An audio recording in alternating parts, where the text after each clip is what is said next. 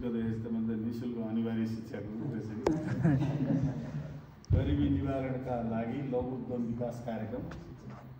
सिकौँ आत्मनिर्भर बनौँ भन्ने नाराका साथ 15 दिनदेखि यहाँ 10 दिन लेखेपछि के गर्ने मिस्टेक गर्नु कार्यक्रम थपिनु भने 10 दिन लेख्ने अरू 15 दिन थप्ने भने मेरो जो आउँछ होइन दिनै मिलेर हेर्नुहोस् कस्तो समस्याहरू छ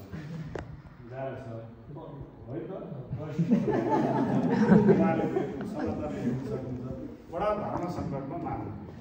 कहिलेकाहीँ के छ भने वरदान मागेको हुन्छ भगवान् छ दिनुभयो कि दिनुभयो थाहा हुँदैन तर आत्मसन्तुष्टि हुन्छ तपाईँहरूले माग्नुभयो र हामीहरूले सुन्यौँ तत्काल दिन पनि मिलेको छैन दिने मन पनि छ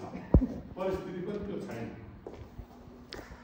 विशिष्ट अतिथिज्यूहरू हाम्रो वरिष्ठ पत्रकार प्रेम दाई प्रमुख प्रशासकीय ज्यू वडा नम्बर 5 का वडा अध्यक्षज्यू अब हाम्रो जेनजी प्रशिक्षक सबैले मन पराएको राम्रो प्रशिक्षण दिनुभयो भन्नुभएको छ उहाँ र कामदेवजीलाई मेरो तर्फबाट पनि ताली बजाएर स्वागत गर्दाखेरि सानी सानी नानी ल्याएर छोडिदिएको छ कामदेवजी यो कार्यक्रमै लिएर ल्यायो भने बनाएको रहेछ है मलाई लागेको छ नि मलाई लागेको ट्रेनिङ दिनुभयो त्यसलाई उल्टाइदियो होइन सबै खुसी हुनुहुन्छ तालिम थप्नु पऱ्यो भन्दै हुनुहुन्छ त्यो हामीले पनि तालिम थप्यौँ जिसमा अहिले हामीसँग यो बजेटै थियो बजेट थिएन एउटा सन्दर्भमा यो इनोभेटिभमा म गएपछि तपाईँ हुनुहुन्थ्यो है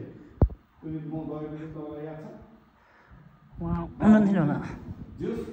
उहाँको टिम थियो हामी त्यो प्रोग्राममा सहभागी भयौँ त्यस्तै यङ साथीहरू त्यहाँ सिकिरहनु भएको छ त्यो प्रोग्राम चाहिँ यो प्रोग्रामहरू चाहिँ हामी गाउँ गाउँमा लगेर गर्नुहुन्छ यो मेसिन ल्याएर सिकाउने अनि फेरि सिकाउने मात्रै भएर भएन तपाईँ प्रत्यक्ष प्र्याक्टिस गर्न पाउनुभयो मेसिनसँग तपाईँ गर्न पाउनुभयो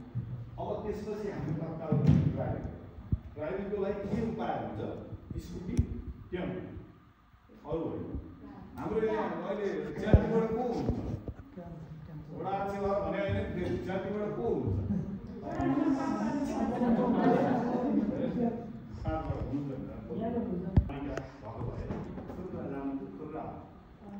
यहाँबाट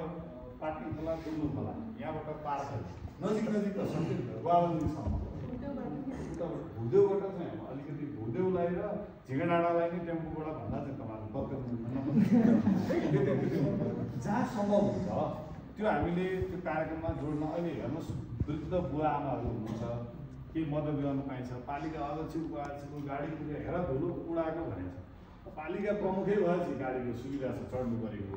पालिका प्रमुख साइकल चढ्ने अनि हाम्रो पक्कै बाइक त सिक्न आउने गाडी तपाईँ हिँडेको नि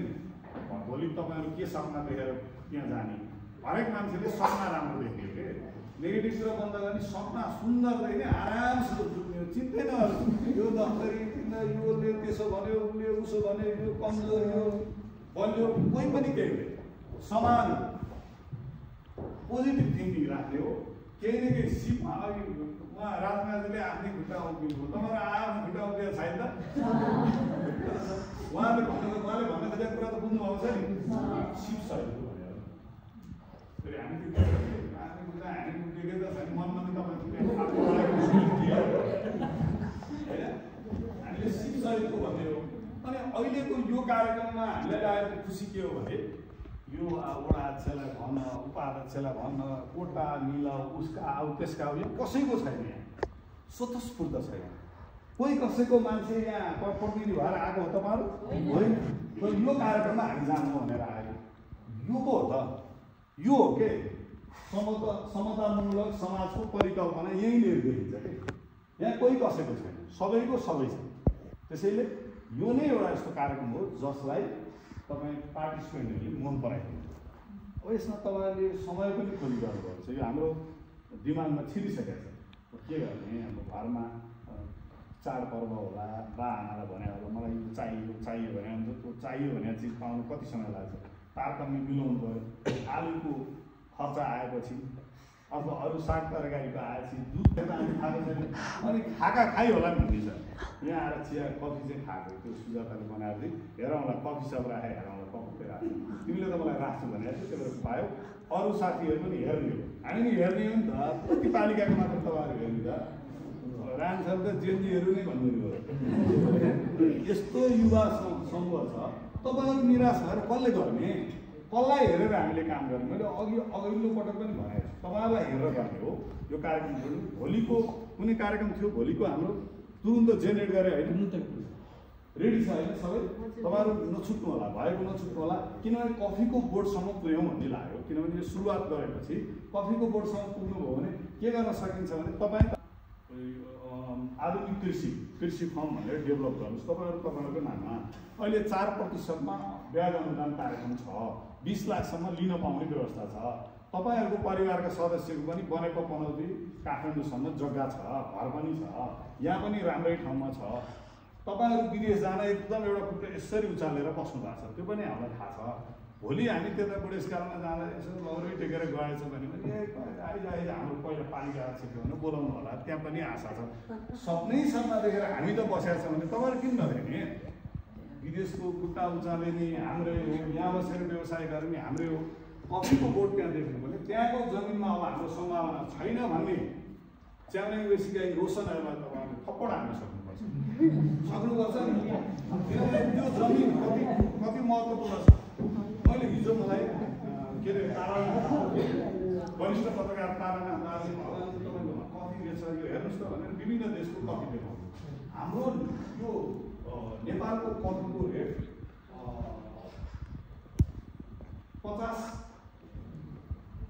$50 भनेको नि $50 7,550 होइन, यो चाहिँ यो केजीमा होइन, ओभरअल 50 होइन, ओभरअल 42,000 जति नेपाली आउँछ। नेपाली कफीको रेट किलोमा होइन, केजीको नेपाली कफीको। अरू विभिन्न देशको कफीको रेट 10,000, 15,000, 22,000, 25,000 यस्तो रहेछ। हाम्रो कफीको 42,000 आउँछ। अब हाम्रो यहाँको त्यो चेरीलाई कति पाउँछ कसले भन्छ? तपाईँहरूलाई थाहा छैन, मलाई थाहा छैन भन्छ कि हामीले थाहा छ तपाईँलाई। प्रोजेक्ट बनाउने, विदेश जाने कुरा, कफीको प्रोजेक्ट बनाउने कहाँ छ तपाईँ? हामीले टिकटक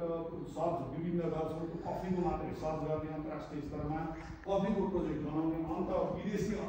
अनुदान लिने उपाय छ भने खोज्ने, ध्यानै त्यही दिने कि हामी जेन्जी कफी जेन्जी बनिदिने कि। अनि काममा हाम्रो पछि मान्छे लागौँ न, लागेर हाम्रो त के भने अर्काले खोल्दै टिकटकमा हाम्रो फोटो हाल्ने, अहिले पनि भिडियो हाल्ला मेरो खिच भनेर त के हुने गाली गर्ने भयो, चोरै हो भनेर तल लेखिहाल्छ। अनि अस्ति मैले भने नि यो 6वटा वडालाई गरे बाहुनवाद भनेर ल्याएछ। यहाँ यसो हेरेँ तामाङ नेवार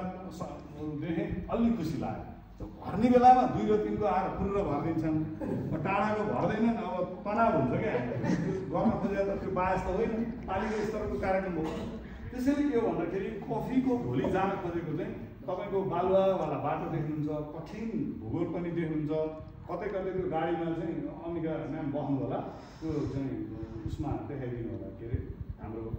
कार्यक्रम बेली ब्रिजमा रोकिदिनु होला, फोटो सेसन गराउनु होला, तपाईँहरूले पनि भिडियो हाल्नु होला, कफीको हबै भनेर लेख्नु होला। आफ्नो भूगोललाई माया गरौँ, आफ्नो भूगोल, आफ्नो प्रकृति, हाम्रो सम्भावित ठाउँहरूको हामीले चर्चा गऱ्यौँ भने मान्छे त्यहाँ त कफीको भनेर लाइन लगाएर गाडी आउँ न हाम्रो त्यो भूगोल हेर्नलाई। अनि 5 रुपियाँ जग्गा, 10 रुपियाँ जग्गा लिजमा भाडा तिरेर के वार्षिक भाडा कति हो त्यसलाई एग्रिमेन्ट गर्ने, त्यहाँ कफी खेती गर्ने होइन, एकजना मान्छे त्यो हेर्ने राख्ने, त्यसलाई तलब सुविधा दिने, त्यही हबमा कफीका प्रति काम गर्ने। अरू गर्ने कुरा अरू गरौँला, अरू पनि भइरहन्छ।